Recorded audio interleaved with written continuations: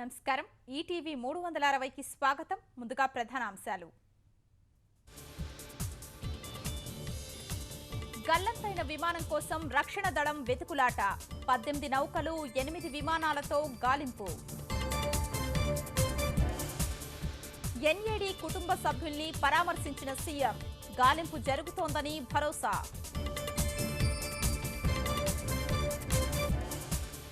సంక్షేమ పథకాలు క్షేత్రస్థాయిలోకి తీసుకెళ్లండి. ప్రజలంతా పార్టీ వెంట ఉండేలా చూడాలని శ్రేణులకు సీఎం పిలుపు. సాంకేతికతతో పోలీసు శాఖలో సంస్కరణలు. ప్రజలకు మరింత చేరువవుతామన్న నూతన డీజీపీ సాంబశివరావు. 9వ తరగతి విద్యార్థినుల కోసం బడికొస్తా పథకం. 75 కోట్ల విలువైన సైకిళ్లు ఉచితంగా పంపిణీ. కొత్త పుంతలు తొక్కుతున్న స్మార్ట్ ఫోన్లు.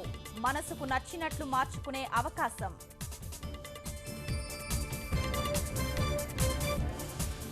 కాబూల్లో నిరసన ప్రదర్శనపై ఐసిస్ ఆత్మాహుతి దాడి.